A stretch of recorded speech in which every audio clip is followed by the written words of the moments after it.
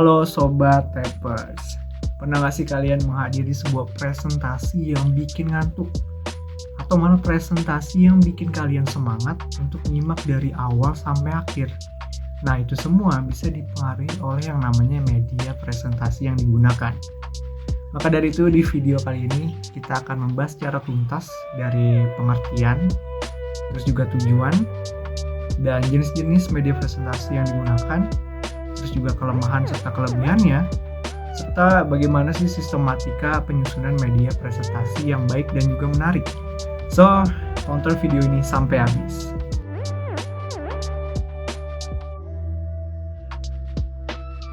Oke, kita masuk ke pembahasan yang pertama, yaitu tentang pengertian dari presentasi dan juga media presentasi.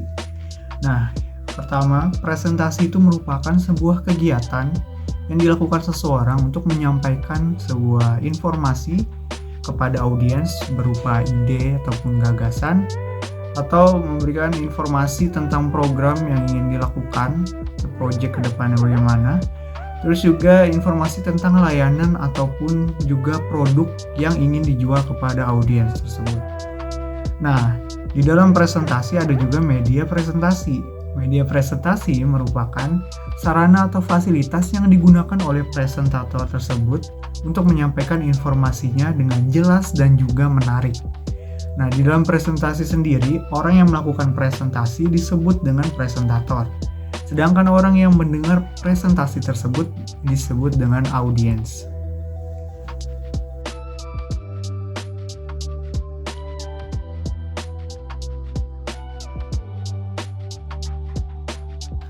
Oke, selanjutnya, kenapa sih kita harus melakukan presentasi dan kira-kira apa fungsinya bagi kita? Langsung aja kita bahas ke poin yang pertama. 1. Menyampaikan info dan juga materi. Presentasi sering digunakan untuk menyampaikan sebuah data, konsep, ataupun pengetahuan baru kepada audiens. Contohnya, presentasi hasil penelitian, laporan kerja, atau penjelasan teori dalam kegiatan pembelajaran. Kedua, promosi produk ataupun jasa. Nah, beberapa presentasi memang ditujukan untuk meyakinkan audiens agar membeli atau menggunakan produk dan jasa yang ditawarkan. Contohnya, presentasi dan demonstrasi penggunaan panci anti lengket. Selanjutnya, presentasi launching smartphone baru, dan lain sebagainya. Yang ketiga adalah menginspirasi dan memotivasi. Beberapa presentasi juga ditujukan untuk menginspirasi dan memotivasi audiensnya. Biasanya presentator akan menyampaikan sesuatu dengan semangat agar audiens bisa terinspirasi untuk melakukan sesuatu yang sudah disampaikan oleh presentator tersebut. Contohnya adalah TED Talk, seminar motivasi, atau storytelling dalam presentasi.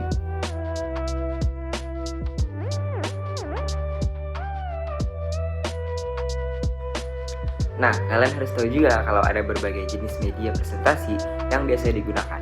Mari kita bahas lebih lanjut. Slide presentasi. Media paling populer adalah slide yang dibuat dengan Microsoft PowerPoint, Google Slide, dan Canva.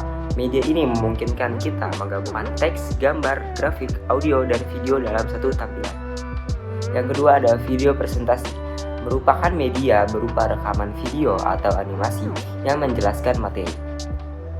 Yang ketiga, infografis adalah media visual yang menggabungkan data dengan desain untuk menyampaikan informasi kompleks secara ringkas dan menarik. Flipchart dan papan tulis masih menjadi media tradisional yang efektif untuk presentasi interaktif atau menjelaskan konsep step by step. Alat peraga dan model, yaitu objek fisik yang bisa disentuh dan didemonstrasikan. Contohnya, prototipe, produk, dan model anatomi tubuh manusia. Presentasi interaktif, media presentasi yang memungkinkan kita berinteraksi dengan audiens seperti polling, kuis, atau diskusi langsung. Nah, Sobat Tipers, dari ke-6 jenis media presentasi tersebut, kalian bisa memilih atau bahkan mengkombinasikan beberapa jenis sesuai dengan kebutuhan dan karakteristik audiens kalian. Yang terpenting, pilih media yang paling tepat untuk menyampaikan pesan kalian dengan efektif ya. Oke Sobat Tipers, setelah kalian mengetahui beberapa jenis media, kali ini kita akan membahas kelebihan dan kelemahan media presentasi dari jenis media. Diharapkan kalian bisa memilih metode yang paling tepat sesuai situasi dan kebutuhan. Slide presentasi, kelebihannya mudah dibuat dan digunakan bahkan oleh pemula. Kekurangannya bisa membosankan jika tidak didesain dengan baik. Video presentasi, kelebihannya efektif untuk menjelaskan proses atau konsep kompleks dengan animasi. Kekurangan, membutuhkan keterampilan teknis untuk pembuatan. Infografis, kelebihannya menarik secara visual dan memudahkan pengingatan informasi. Kekurangannya, kurang interaktif dibandingkan media lainnya. Flipchart dan papan tulis, kelebihannya sangat interaktif dan memungkinkan pembuatan konten secara real time. Kekurangannya sulit untuk menyimpan dan membagikan materi. Alat peraga dan model, kelebihannya memberikan pengalaman yang konkret. Kekurangannya bisa mahal untuk diproduksi. Presentasi interaktif, kelebihannya membuat presentasi lebih dinamis dan menarik. Kekurangannya perlu keterampilan fasilitas yang baik dari presentator. Nah, Sobat Tipers, kalian bisa memilih media yang paling sesuai dengan kebutuhan kalian. Ingat ya, tidak ada media presentasi yang sempurna untuk semua situasi.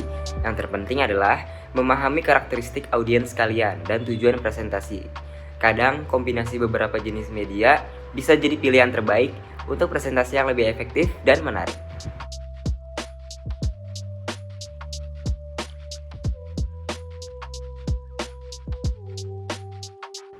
Baiklah Sobat Tipers, sekarang kita akan membahas sistematika penyusunan media presentasi yang efektif.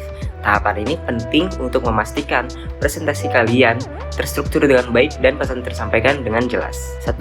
Persiapan dan perencanaan.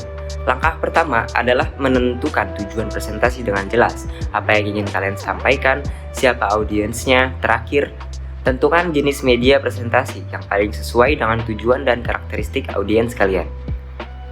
Struktur konten presentasi. Struktur presentasi yang efektif umumnya dibagi menjadi 3 bagian utama: pembukaan, isi, dan penutup. Proporsi waktu yang ideal untuk masing-masing bagian adalah 10% untuk pembukaan, 80% untuk isi, dan 10% untuk penutup. Pembukaan. Pada bagian ini, presentator harus memulai dengan salam pembuka yang ramah dan memperkenalkan diri yang singkat namun jelas. Selanjutnya, presentator perlu menyatakan tujuan presentasi dengan jelas dan spesifik, sehingga audiens memahami apa yang akan mereka dapatkan dari presentasi tersebut. Isi. Dalam bagian ini, presentator perlu menyampaikan poin-poin utama dengan jelas. Idealnya dibatasi antara 3-5 poin agar audiens tidak terlalu kewalahan dengan terlalu banyak informasi. Setiap poin utama harus didukung oleh data yang relevan untuk memperkuat argumentasi dan membantu audiens memahami konsep secara lebih konkret. Penutup. Jika waktu memungkinkan, sesi tanya jawab dapat diadakan untuk memberikan kesempatan bagi audiens untuk mengklarifikasi hal-hal yang kurang pahami. Presentasi diakhiri dengan ucapan terima kasih yang tulus kepada audiens atas waktu dan perhatian mereka.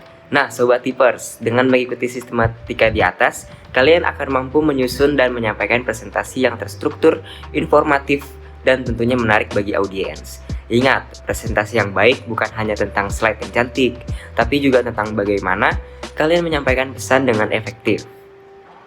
Jadi, itu dia pembahasan kita tentang segala hal mengenai media presentasi. Gimana menurut kalian? Kalian tim PowerPoint biasa atau tim media presentasi lainnya? Drop pendapat kalian kenapa memilih media itu di kolom komentar ya. Jangan lupa like, share, dan subscribe. Sampai ketemu di video berikutnya cuy. Bye-bye.